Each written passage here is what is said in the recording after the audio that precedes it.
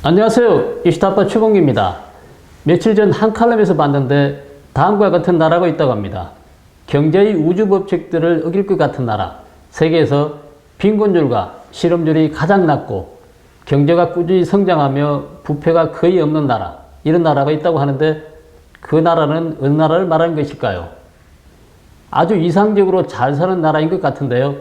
이는 지난 2010년 미국 공공라디오 방송 NRP가 북유럽의 국가 중 특정 한 나라를 극찬하며 한 말입니다. 바로 덴마크라고 합니다. 오늘은 여러분이 다들 좋아하시는 잘 사는 나라들이 모여있는 북유럽에 대해 알아보도록 하겠습니다.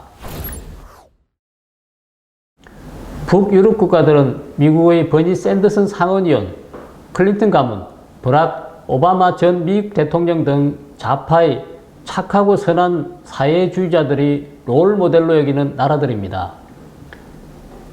우리나라 사람들도 북유럽을 참 좋아하죠. 이케아, 볼보, 멸균 우유팩으로 유명한 테드라팩까지 모두 북유럽 기업들입니다. 제가 기억하기로는 무슨 북유럽 스타일로 아이 가르치기 책까지 한때 유행했었습니다. 한 가지 확실한 것은 우리나라 사람들뿐만 아니라 전 세계 사람들에게 북유럽의 나라들은 이미지가 깨끗하고 살기가 참 좋은 나라로 각인되어 있다는 점입니다. 과연 우리가 알고 있는 북유럽의 이미지, 실제는 어떨까요? 북유럽 복지국가들의 이면을 잘 파헤친 사람이 있습니다. 스웨덴의 학자이자 작가인 니마 사난다지는 북유럽도 예외는 아니다. 문화, 시장 및 제3의 길, 사회주의 실패라는 책에서 북유럽 국가들의 현실을 아주 잘 설명했습니다. 오늘은 이 책의 내용을 토대로 이야기를 이어가도록 하겠습니다. 먼저 결론부터 말씀드리자면 사회복지제도는 북유럽 국가들의 성공 요인이 아니라는 것입니다. 스칸디나비아 국가들을 다시 말해서 노르웨이, 스웨덴, 덴마크 등의 국가들은 복지제도가 발전하기 전에는 낮은 수준의 소득 불평등, 낮은 빈곤율, 그리고 높은 경제 성장률을 달성했습니다. 그러나 스웨덴을 예로 들자면 1936년부터 2008년 사이에 복지제도가 점차 시행되면서 산업국가 중 가장 높았던 경제 성장률은 무려 13위로 떨어졌습니다. 책의 저자인 사난다지에 따르면 높은 신뢰도와 강한 직업윤리, 시민 참여, 사회적 응집성, 개인의 책임감, 그리고 가족의 가치 등은 복지국가 이전에 형성된 북유럽 사회의 오래된 특징이라고 합니다. 이러한 사회제도는 19세기 후반에 산업화와 시장 경제가 도입되면서 스웨덴과 덴마크, 노르웨이가 가난한 나라에서 부유한 나라로 빠르게 성장할 수 있었던 이유라고 설명합니다. 특히 신을 믿는 개신교들은 매우 강한 직업윤리를 가지고 있었습니다. 또 스칸디나비아의 매우 거친 자연환경은 농부들이 열심히 일하지 않는 한 살아남기가 어려웠습니다. 수많은 농부가 자신의 땅을 소유하고 노동의 결실을 오롯이 자기 것으로 할 수 있었기에 열심히 일하면서 보람을 얻던 것이죠. 지금처럼 소득의 절반 이상을 세금으로 내지 않았을 때의 이야기입니다. 하지만 국가가 복지라는 이름으로 개입하면서 스칸디나비아 사람들은 높은 세금과 넉넉한 국가적 혜택에 익숙해지면서 게을러지기 시작합니다. 책임감과 직업윤리가 약화되고 직장에 잘려도 실업급여가 나오니 근로의욕도 줄어들게 되었습니다. 해고된 후 실업급여를 받는 6개월 동안 취직하려는 신용만 하고 형식적인 서류만 고용센터에 제출하거나 재취업할 생각을 하지 않는 사람들이 많아졌습니다. 1981년부터 1984년까지 진행된 설문조사에서 자신이 받을 자격이 없는 정부 혜택을 요구하는 것은 나쁜 것인가 하는 질문에 스웨덴인 82%, 노르웨이인 80%가 그것은 나쁜 것이라고 답했다고 합니다. 하지만 2005년부터 2008년에 유사한 설문조사를 했을 때는 스웨덴인 61%, 노르웨이인 56%만이 이것이 나쁜 것이라고 답했습니다. 다시 말해서 도덕과 양심이 그동안 많이 떨어졌다는 것을 알 수가 있습니다. 만약 점점 더 많은 사람들이 정부의 복지제도에 의존하려고 한다면 어떻게 될까요? 이 의존성은 결국 다음 세대로 이어져서 점점 더 문제가 커질 것입니다. 북유럽 사람들은 우리가 알고 있는 60%에 달하는 높은 세금을 기꺼이 반기면서 낼까요? 세금을 내면서 야, 내가 이렇게 높은 세금을 내니 길거리에 거지도 없고 도로도 반듯하고 깨끗하고 공공시설도 좋구나 이렇게 생각할까요? 사실은 그렇지 않습니다. 정부는 재정착각이라는 수단을 씁니다. 재정착각이란 급여 지급 전에 적용되는 고용주 부담금, 사회보장제도의 고용주 부담금, 묵은값에 포함되는 부가가치세 등 높은 비중의 여러 세금을 간접세로 부과하거나 드러나지 않게 하는 것입니다. 한 설문조사에서 스웨덴 국민들에게 자신이 낸 세금의 총액을 계산해서 알려달라고 했습니다. 모든 형태의 직간접세를 포함해서 말입니다. 응답자 중 절반은 총 세금이 자신 소득의 약 30%에서 35%에 이른다고 여겼습니다. 그러나 조사 당시 소비세 등 평균 소득자에게 부과된 세율은 60% 안팎이었습니다. 예를 든다면 100만 원을 벌면 60만 원을 세금으로 낸다는 거죠.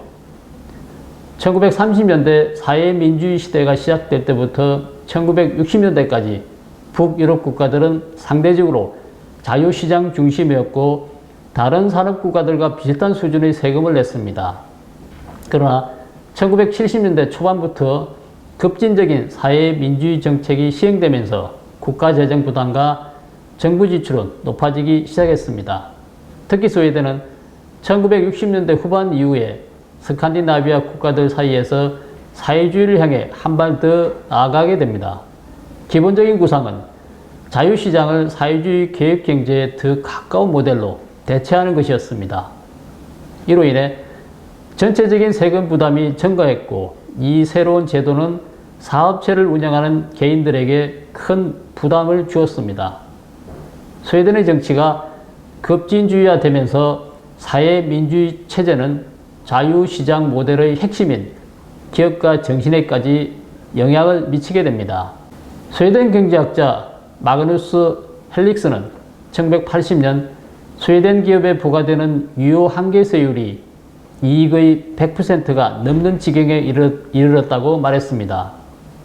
개인 사업자가 이익을 내면 사실상 손해를 본다는 뜻입니다. 헬릭스는 조세정책은 개인 자본가와 기업가를 고려하지 않은 시장경제의 비전에 따라 개발됐다는 결론을 내렸습니다.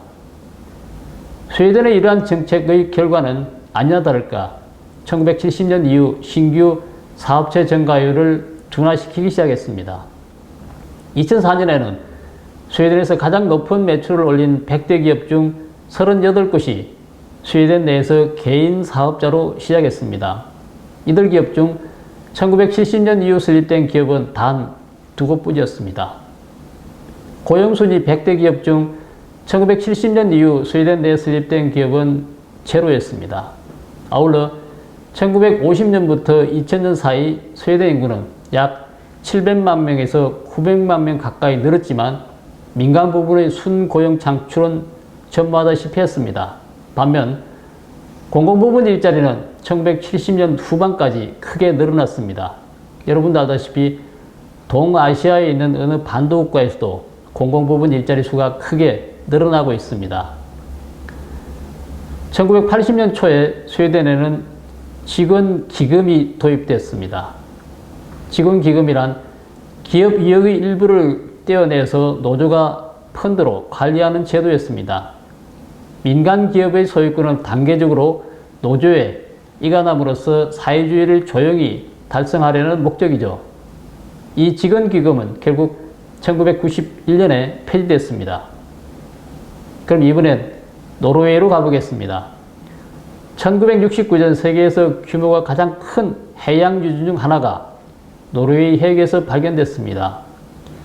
이 유진에서 캐낸 석유는 노르웨이로 하여금 복지제도를 넉넉하게 유지할 수 있게 했습니다. 1990년대부터 노르웨이를 제외한 거의 모든 북유럽 국가에서 복지 계획을 시작했습니다. 스웨덴과 노르웨이는 복지 계획을 제외하고는 많은 면에서 상당히 비슷했습니다. 스웨덴 계획에는 복지 혜택 축소, 세금이나 노동시장 자유화, 보조금 부정수급 방지 등의 조치가 포함됐습니다. 그러나 노르웨이는 복지 계획을 단행하지 않았습니다. 때문에 복지 계획을 단행한 스웨덴과 그렇지 않은 노르웨이를 비교해보면 복지 계획에 대한 좋은 실험 결과를 엿볼 수가 있습니다. 계획 이후 2006년부터 2012년까지 스웨덴에서는 정부 혜택을 지원받는 인구가 20%에서 14%로 감소했습니다. 반면 노르웨이에서는 감소폭이 1%도 되지 않았습니다. 왜 그랬을까요? 젊은 노르웨이인들에게는 열심히 일할 동기가 거의 없었습니다. 따라서 고용주들은 스웨덴을 포함한 외국 노동력에 눈을 돌리게 됐습니다. 1990년대에서 2010년 사이에 노르웨이에서 일하는 스웨덴 청년들의 수는 20배 이상 증가했습니다. 석유 수출 덕분에 노르웨이에서는 더 높은 임금을 주기 때문이었죠. 노르웨이 고용주들을 대상으로 한 설문조사에 따르면 고용주 4명 중 3명이 노르웨이 청년보다 스웨덴 청년들이 더 열심히 일한다고 답했습니다. 복지개혁 이후 2008년과 2009년 세계 금융위기 당시 스웨덴은 눈에 띄는 경제 성과를 보였습니다. 복지개혁은 결과적으로 더 큰 경제적 자유, 더 강한 근로 장려책, 그리고 정부 복지에 덜 의존하게 만들었습니다. 일하지 않는 자는 먹지도 말라는 말이 딱 어울리죠. 열심히 일한 만큼 받는 게 당연한 것이 아니겠습니까? 북유럽 국가들은 현재 자유시장인 근본으로 되돌아가고 있습니다. 이 국가들은 오늘 말씀드린 이야기들처럼 고복지, 큰 정부 등을 추구하는 잠정적인 사회주의 국가로 나아가는 과정을 통해서 교훈을 얻었습니다. 우리나라도 점차 고복지, 고세율, 큰 정부로 나아가고 있는 것 같습니다. 실패한 저들을 뒤늦게 따라하는 것은 아닌지 걱정이 됩니다. 오늘 북유럽의 교훈을 계기로 우리나라도 제도 도입 전 많은 논의와 검토를 했으면 좋겠습니다. 오늘 방송은 여기까지 하겠습니다. 다음 시간에는 또 다른 내용으로 찾아뵙도록 하겠습니다. 오늘 영상이 마음에 드신다면 구독, 댓글, 좋아요를 눌러주시기 바랍니다. 감사합니다.